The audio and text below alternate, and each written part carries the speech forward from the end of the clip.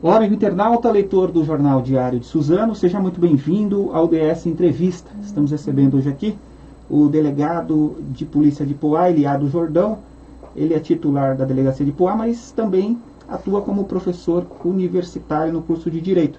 Você pode participar dessa entrevista encaminhando sua mensagem no WhatsApp do Jornal Diário de Suzano, que é o 47456900, 47456900, ou se você preferir, deixa a sua mensagem na própria live do Facebook do Jornal Diário de Suzano. Lembrando que essa entrevista está sendo ao vivo aqui no Facebook, mas você pode acompanhá-la também no canal do YouTube do Jornal Diário de Suzano e no portal www.diariodesuzano.com.br.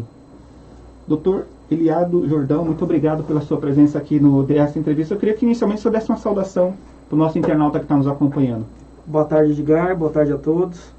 Eu que agradeço a oportunidade, a você, a todos do Diário de Suzano, todos que estão acompanhando a gente. Uma boa tarde e muito obrigado mais uma vez pela oportunidade. Tá certo, doutor. Só vai ver que eu estou olhando para o senhor e olhando para o celular aqui. É que eu estou vendo algumas mensagens que vão chegando, algumas perguntas que as pessoas vão fazendo aqui na nossa página e vou retransmiti-la.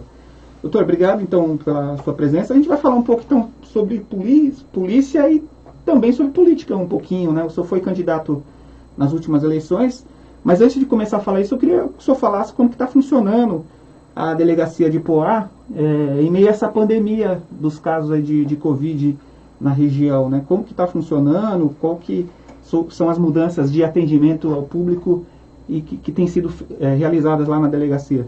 Eu assumi a delegacia de Poá, né, em 2019, e de lá para cá a gente está à frente da delegacia de Poá, no município de Poá. O senhor estava em Itaquaquecetuba.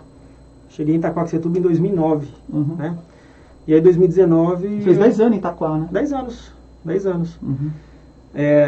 E aí, Poá, a gente está à frente desde 2019, e por conta, principalmente dessa pandemia, a gente tem tomado aqueles cuidados básicos, aqueles cuidados que, né, de distanciamento social, higienização, desde entre os funcionários, entre o público, mas o atendimento não parou, não para, né? E a gente tem continuado com esses cuidados. Falam em uma terceira onda, né? Então isso a gente não sabe, mas sempre com muita cautela, com muita tranquilidade, mas continuando o trabalho, nosso dia a dia. O senhor tem defendido também que sejam realizados os atendimentos pela internet, né? Eu lembro que o senhor chegou a falar um pouco sobre isso, né? Tem muitos casos chegando em Poá pela internet ou não? O pessoal está indo mais presencial? Edgar, a realização do boletim de ocorrência pela internet é um mecanismo a mais, né, para o usuário, e gradativamente tem crescido o número de boletins de ocorrência registrados pela internet, né? O usuário tem usado essa ferramenta. Principalmente, a gente tem notado, nesse período agora de pandemia. Então, é uma ferramenta a mais que o usuário, né, todos nós, é disponibilizado ao cidadão. Poá é uma cidade relativamente bem menor do que Itaquaquecetuba, né? O senhor tem mais ou menos o número de ocorrências que são realizadas na sua delegacia? Poá tem mais ou menos uns 120 mil habitantes, isso, aproximadamente, né? O número de ocorrências, Edgar, em relação a Itaquá é menor, porém, nós temos aquelas ocorrências que, independentemente do lugar, elas existem, até de uma certa maneira, do número elevado, como, por exemplo, violência doméstica, né? Isso pouco importa o lugar que você esteja, infelizmente, é uma realidade. Algo que chama atenção, o número de violência doméstica, de registro de violência doméstica, existe, é um número considerável, né? E é algo que um dos pontos que a gente atua forte. É que não tem delegacia da mulher ainda lá, né?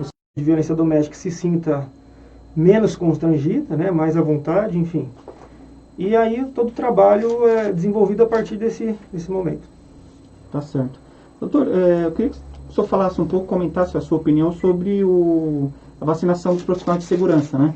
Se já chegou lá em Poá, teve início já a vacinação ou não? O que o senhor acha desse trabalho que está sendo realizado em relação aos profissionais de segurança? Pois é, em relação à vacinação dos profissionais de segurança, era até uma preocupação, todos nós, né? Chegou, todos foram vacinados, a segunda dose ainda será realizada, mas você já tomou? Eu já tomei. Já tomou a primeira dose? Na verdade, eu tomei a Coronavac, porque polícia, neste momento, foi oferecida a AstraZeneca, e eu já fiz cirurgias de varizes, enfim, então, por essa peculiaridade minha, histórico de saúde, eu tomei a Coronavac. Né? E isso deu uma tranquilidade pra gente, né? Uma tranquilidade pra gente. Infelizmente, nós esse ano perdemos um policial por conta de Covid. Lá de Ipoá. De Ipoá, da equipe nossa. Investigador? Investigador, né? Ele adquiriu a doença e, enfim, infelizmente, aí foi internado, ficou naquela condição, né, oscilando, melhorava, piorava, e aí chegou num certo ponto que ele veio a óbito, infelizmente. Então é algo que preocupa todos nós, né? Indistintamente, mas a vacinação deu uma tranquilidade para a gente continuar o trabalho. Certo. Como que está hoje a estrutura da delegacia? Me parece que tinha um delegado atendendo mais de uma delegacia ou não? Isso não procede? Isso é assim, ó, como que funciona? A delegacia tem o plantão, então tudo, o plantão é uma clínica geral, certo, que funciona 7 dias por semana, durante 24 horas. Esse plantão é uma clínica geral e recepciona todo tipo de ocorrência. No plantão, há um delegado de polícia, que responde por Itaquá e Ipoá, e as respectivas equipes, uma equipe que fica em Ipoá e uma equipe que fica em Itaquá. Né? Essa configuração está desde 2009, 2010. E tem aqueles boletins de ocorrência que são registrados no plantão, nessa clínica geral, o delegado titular, no caso lá sou eu, que dá um encaminhamento, o andamento para aqueles boletins de ocorrência. Desde o pedido de uma prisão, do pedido de uma medida protetiva, enfim, a grosso modo, rapidamente, é dessa forma que a gente conduz, né? Os casos têm caído, né, dos anos para cá, e aqui eu vou emendar a pergunta, perguntar para os senhores quais são os casos que mais preocupam lá em Poá e também assim, em Itaquá, que o senhor pegou, que tinha mais casos assim, mais preocupantes para a polícia, maior que desafia a polícia civil. Edgar, os casos que a gente sempre tem uma atenção, por conta inclusive das peculiaridades de violência doméstica, né? É um caso que tem que ter uma atenção maior, uma atenção específica. Roubos, principalmente, o pessoal, né, sai para trabalhar 4 horas da manhã, 3 horas da manhã, 5 horas, enfim, ou voltando do serviço, roubos, principalmente nesses horários, e o tráfico de drogas, né, que é o crime, é o tipo de crime que é o carro-chefe para os outros, né? A pessoa vai furtar um celular, vai roubar um celular, pratica um latrocínio para vender aquele celular para, por exemplo, manter o vício. Então, o tráfico de drogas também a gente atua forte dentro desse crime. Aí tem uma parceria importante com a Polícia Militar e com a Guarda, né, também. Eu costumo dizer, né, sozinho ninguém faz nada. Então, é importante que os órgãos de segurança trabalhem em sintonia, né? E isso a gente tem uma sintonia muito bacana. Já tinha em Itaquá, né, e agora tem em Poá. Então, os lugares que eu passo, os lugares que eu administro, eu tomo essa iniciativa, juntamente, né, com os demais responsáveis pelas respectivas corporações, de trabalhar dessa maneira, em conjunto, né? Isso é importante. O Poder Público tem dado uma contribuição também, né? Nessa administração nova de Poá, eu vi que o senhor já teve reunião com a prefeita, né, para tratar da segurança, e as parcerias são importantes também. Sim, são importantes.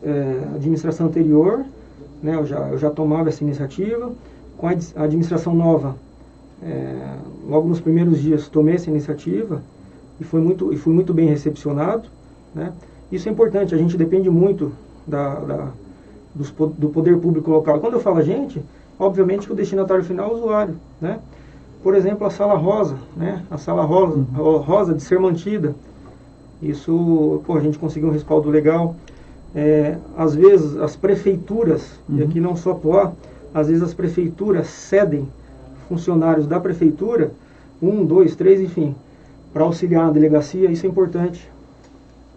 Doutor, não sei se o senhor tem esse número, quantos casos que estão em andamento, em investigação em Poá? Tá. O senhor está correndo aí... Tá, a gente tem que entender assim, o número de boletins de ocorrência registrados.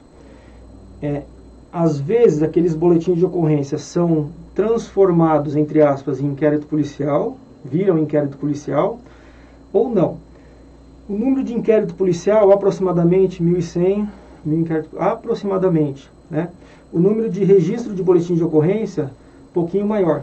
Por que isso, Eliardo? Por exemplo, uma pessoa chega lá, eu fui ameaçado pelo meu vizinho, né?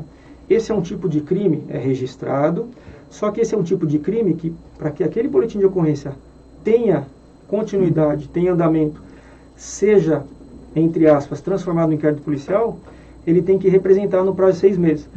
Às vezes, muitas vezes, a pessoa vai lá que só quer o registro, né? E fica aguardando aquele prazo de 6 meses, ela não quer representar. Então, esse boletim de ocorrência passado 6 meses, ele não é instaurado em inquérito policial. Não vai para investigação e nem para a justiça, né? Não, porque... Não tem a parte do... porque essa representação, né, que a lei impõe essa obrigação, se não tiver essa representação, ou seja, a vítima dizer, quero que esse boletim de ocorrência tenha continuidade, passados 6 meses, esse boletim de ocorrência fica arquivado. Doutor, esse ano teve o caso das 3 crianças que morreram num incêndio numa residência em Poá, até perto lá da delegacia, né? Isso. Como que está esse caso, doutor? O que o senhor pode dizer sobre esse episódio aí? Esse caso é um caso, né, um dos casos que choca todo mundo. Triste, né? Triste.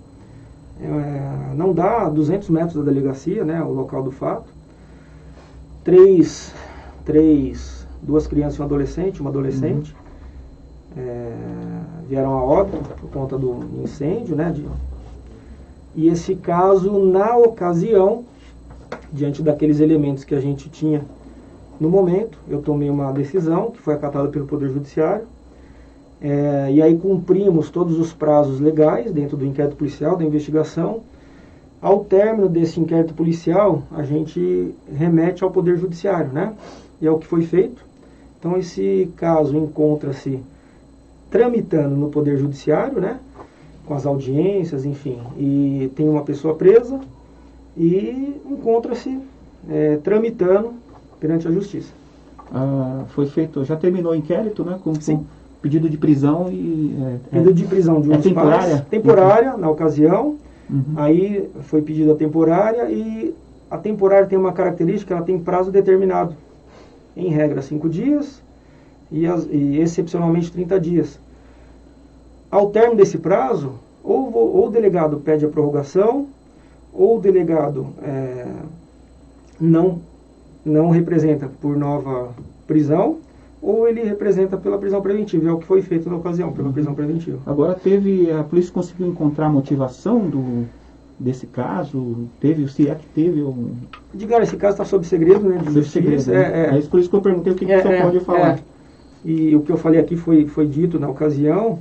A gente acompanhou tudo, né? Mas o que eu posso dizer para você, assim,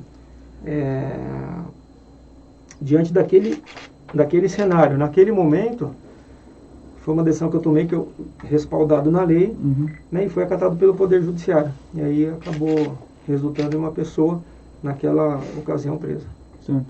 Doutor, o senhor, nas últimas eleições municipais, foi candidato a vereador lá em Itaquá, né? Ficou 10 anos lá em Itaquá. Como que foi essa experiência para o senhor? Edgar, foi uma experiência única. Uma experiência onde eu conheci... Foi a primeira vez, né? Foi a primeira vez. Isso foi naturalmente, Edgar. Eu cheguei em Itaquá em 2009, e aí em 2017, aproximadamente, eu comecei a mostrar os trabalhos realizados, né? Vocês, graças a vocês, sempre me dando essa oportunidade. E aí começou a aparecer, enfim, eu timidamente fui recebendo convites para ir em algumas reuniões políticas, enfim. E eu comecei a gostar. A política é muito interessante, onde a gente consegue efetivamente, principalmente na política, ajudar o próximo, né? Às vezes a gente escuta muito, né? A política é isso, aquilo, não. Está demonizada, né? Pelo contrário, exatamente. A gente, como povo, como cidadão, tem que ocupar os lugares, né? Tem que ocupar as cadeiras, tem que assumir o poder, lógico. E a política é onde efetivamente você consegue ajudar as pessoas, bem como em outras áreas. Mas a política eu vi isso de uma proporção maior. E como eu te falei, comecei timidamente e mostrando os trabalhos e tal. E aí, num determinado momento, Eliardo, você nunca pensou em se candidatar? A minha primeira resposta foi não. né? Mas aquilo ficou, aquilo ficou. E aí chegou um momento de eu decidir, e aí eu resolvi sair para vereador. Tive 530 votos, né? Lógico, queria ganhar, lógico, mas foi uma experiência única, uma experiência muito bacana, onde você realmente vê as necessidades das pessoas, né? A ausência de políticas públicas. O senhor andou por vários bairros, né? Edgar, isso ao longo dos anos, né? Entendi. Em razão da própria profissão. Só por Itaquá, né? Só por Itaquá. E a gente, né, vê aquelas situações, né, que é duro. Eu acredito piamente em políticas públicas, e isso é muito claro. A ausência de políticas públicas, desde um ensino de qualidade, desde da oportunidade dada em perspectiva de trabalho, por exemplo, isso daí resulta em outras áreas, e, por exemplo, em segurança pública. Né? Isso é muito claro para mim. Então, muito proveitoso. Faria tudo novamente, não me arrependo de nada. O senhor chegou a trabalhar com o atual prefeito, delegado Eduardo, né? Você vê, ele ganhou a eleição, né? Ganhou a eleição, merecidamente. Quando eu cheguei em Itaquá, em 2009, ele já estava em Itaquá. Né? Estava em Itaquá, e merecidamente, né? Fez a lição de casa dele, merecidamente, desejo sorte a ele, né? E é isso aí, tá certinho. Então, esse é o caminho. Acreditar, seguir e realmente, chegando, fazer valer aquela oportunidade, aquele voto de confiança que as pessoas depositam. Doutor, o fato do senhor sair candidato a vereador volta a surgir de novo na política. O seu nome aí, o senhor pretende sair candidato a deputado? Já pensa nisso ou não? Edgar, hoje, assim, se eu falar para você que não, eu vou estar mentindo. Quem me conhece sabe que eu sou bem, né, sou bem natural e bem honesto nas minhas respostas. E eu gostei, e como eu te falei, política é onde eu vi efetivamente você conseguir ajudar as pessoas numa proporção em que outras áreas você não consegue naquela dimensão, né? Então, se amanhã ou depois surgiu uma oportunidade e essa oportunidade for dada... O senhor está em qual partido hoje? Está no... Estou no PL. No PL? No PL. O PL tem uma boa estrutura, né? Tem uma boa estrutura, né? Os deputados fortes, né? O André do Prado, o Márcio Alvino, né? Nosso prefeito Suzano, Rodrigo Axuxi, o quarto mais votado do Brasil, né? E o primeiro aí da história de Suzano, mais votado. Então é um exemplo a ser seguido. Eu pauto muito a gente tem que se espelhar em algumas pessoas, né? E aqui para mim é o Rodrigo Axuxi, que é uma pessoa que, trabalha muito, né? Bem como a sua equipe. Então é uma pessoa, um exemplo a ser seguido. Como o senhor falou, foi bem votado. Sim. Queria agradecer a Nair Bastos, que está participando. A Patrícia Vieira Marques falou o seguinte, tem que sair candidato a deputado estadual, sim. Né? Ela falou que o senhor tem que sair candidato. Qual que é o Herbert Bola também acompanhando a gente aqui? Obrigado, Herbert. O Herbert é do Consegue, né? Verdade. É um parceiro importante dos Consegues, né? Os Consegues, lá em Poá tem um Consegue lá também? Como é que tem. Tá? O Poá tem um Consegue, Itaquá tem 2. Consegue, pessoal, é importantíssimo. É o elo entre a população e as forças de segurança. O Consegue, ele tem uma abrangência e uma influência muito grande, principalmente na área de segurança pública. Então eu sou suspeito de falar do Consegue, eu sou fã do Consegue, né? Então sempre quando possível não faltam. Agora quando a pandemia limitou, né, restringiu, as reuniões foram suspensas. Mas o Consegue é importantíssimo. É a voz, né, da população em relação aos problemas de segurança. Né? É um termômetro, né, Edgar? É um termômetro. Lá você conversa com a população diretamente. É o momento que a população tem de te questionar, de perguntar, né, as coisas, de tirar dúvidas, enfim. E é um termômetro. Certo. Qual que é a avaliação que o senhor faz hoje da política de segurança que tem hoje no estado de São Paulo? Assim, claro, tem dificuldades, deve ter, né, dificuldades. Sim. Inclusive a associação de delegados, sindicatos já falou que tem déficit, o próprio Diário de Suzano já divulgou essa informação de déficit de delegados, de funcionários nas delegacias, mas de uma forma geral, o que está sendo possível fazer? Eu queria que o senhor falasse um pouco no geral, Claro. no âmbito geral. O déficit, isso é, né, notório, como já foi divulgado por vários meios de comunicação. O governo do Estado de São Paulo abriu concursos e tem feito, né, o possível para sanar esse déficit. E eu, Edgar, como responsável da Delegacia de Ipoá, por 39, 40 funcionários aproximadamente, como que a gente tenta trabalhar? A gente tem que tirar o melhor das pessoas, né? E colocando as pessoas para trabalhar onde elas produzam mais e se sintam mais à vontade. Então, às vezes, tem pessoas que produzem mais sendo operacional, tem pessoas que produzem mais na área administrativa, e isso faz com que você proporcione àqueles funcionários, né, que elas trabalhem naquilo que gostam e que mais produzem. E isso, produzindo mais, você, de uma certa forma, acaba suprindo, ainda que de forma tímida, a falta de funcionários. Então é dessa forma que a gente toca. Certo. Doutor, eu vi que o senhor está fazendo foi convidado, inclusive, para fazer algumas palestras sobre bullying, né? Um assunto que o senhor talvez tenha se aprofundado. Eu queria que o senhor falasse um pouco, né? Sobre o bullying, como que o senhor está vendo a questão do bullying? Edgar, como que surgiu isso? O bullying, só para a gente... o bullying, ele surge naquele contexto, principalmente, não unicamente, mas principalmente no ambiente escolar, entre crianças e adolescentes, onde aquelas brincadeirinhas, entre aspas, brincadeiras de mau gosto, né, com apelidos, e isso vai tomando uma proporção, de modo que a vítima ou as vítimas, elas mudam seu modo de comportamento e até, em determinados momentos, tentam tirar a própria vida. Basicamente, este é o cenário do bullying. E o que chamou a atenção, Edgar?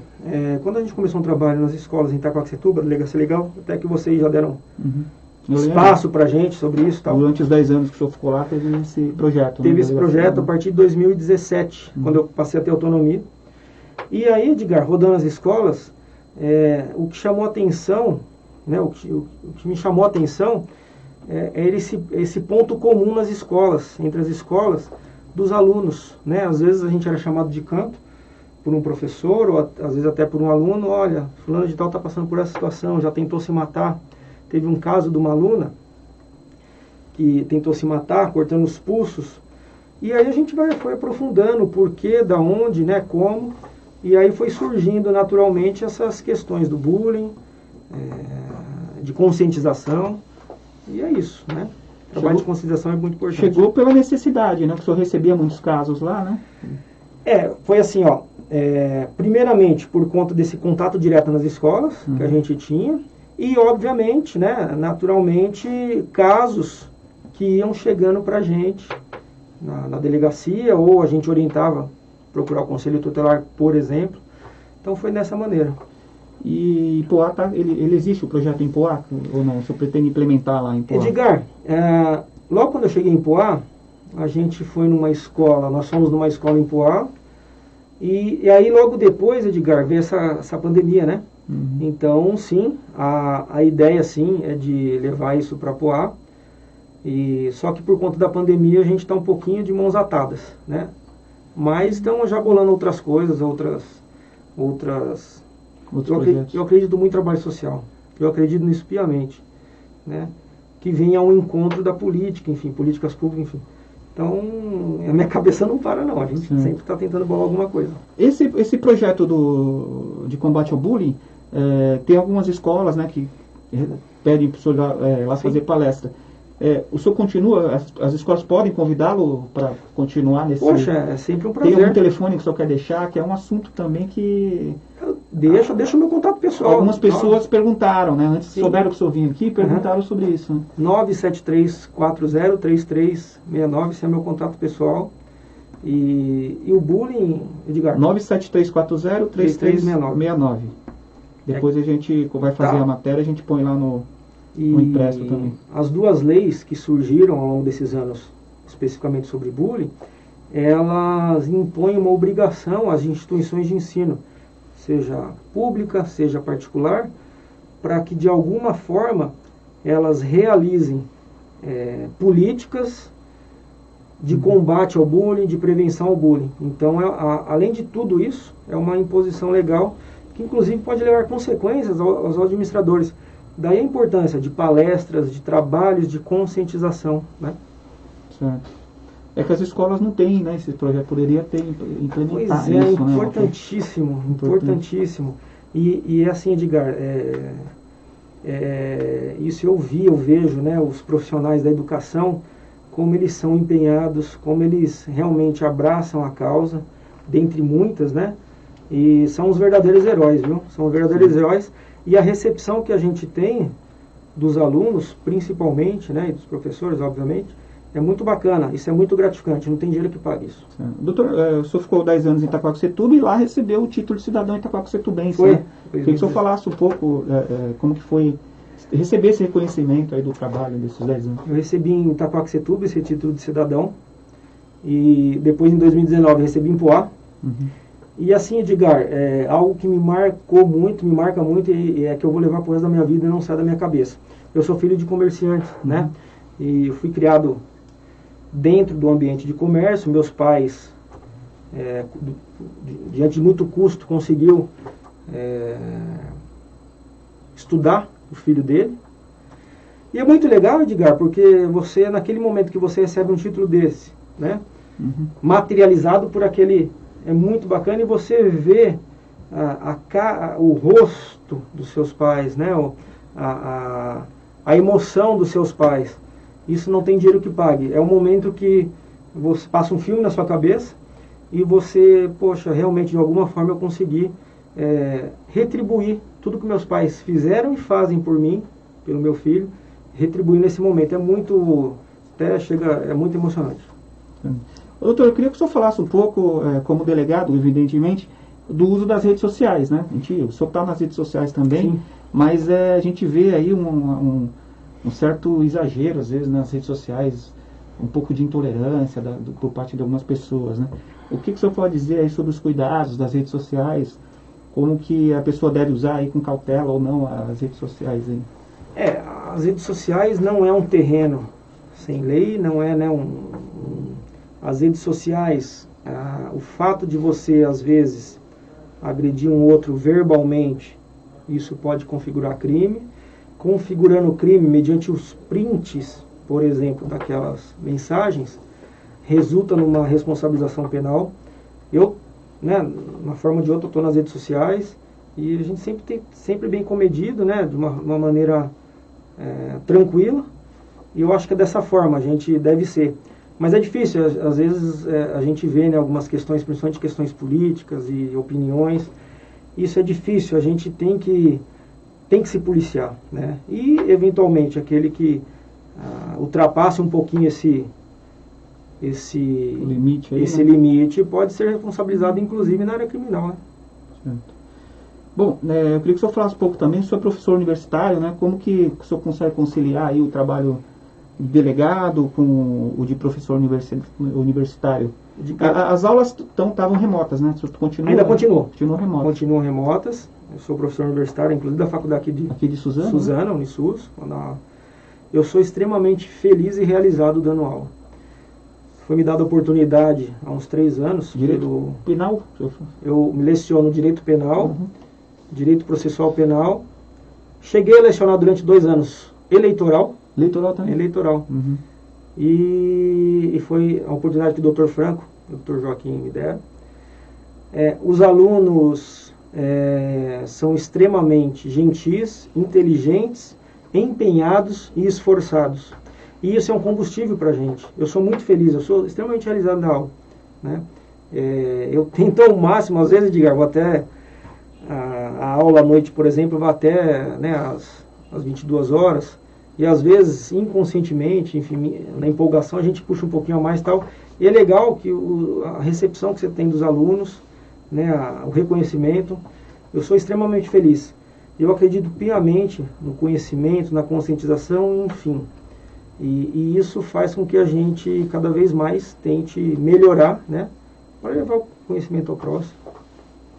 Mas as aulas continuam ainda remota, né? Não tem previsão ainda para voltar? As aulas continuam remotas, né? Pelo menos no encerramento do primeiro semestre. Segundo semestre, acredito eu que continuará dessa maneira, acredito eu. Mas fato é que no primeiro semestre, até o término agora, será remoto. Tá certo. Doutor, eu queria muito agradecer a sua presença aqui no DS Entrevista. Aí eu queria que você fizesse considerações finais aí. E as pessoas que quiserem procurar o senhor, já deixou o telefone aqui, né? E na delegacia, se eu deixasse os contatos aí, obrigado mais uma vez pela sua presença aqui. Poxa, eu que agradeço, viu, Edgar, a todos vocês, em seu nome. Agradecer a toda a equipe pela oportunidade. O pessoal que acompanha a gente, muito obrigado por ter acompanhado, pelas perguntas. E eu quero agradecer pelas oportunidades que Deus me dá. O Ailton está até falando que o seu é um bom nome para prefeito. Né? O Ailton Barata. Ele está falando que o seu nome em 2024. Ailton, um abraço, viu, Ailton? Uma grande pessoa, um grande cidadão de Poá. E eu sou muito grato pelas oportunidades que Deus me deu, que Deus me dá. E sou muito grato por Itaquaquecetuba, pela recepção desde quando eu cheguei, e Poá, né, desde quando eu cheguei em Poá em 2019. Então eu só tenho a agradecer, eu sou muito grato pela família maravilhosa que eu tenho, eu só tenho a agradecer, principalmente, né, Edgar, nesse momento que a gente está passando e onde pessoas próximas estão perdendo a vida, então eu só tenho a agradecer. Muito obrigado. Tá certo. Obrigado, doutor. Eu queria agradecer você, amigo internauta, que participou conosco aqui dessa entrevista no DS Entrevista. Até o próximo vídeo e continue nos acompanhando durante a semana. Até mais.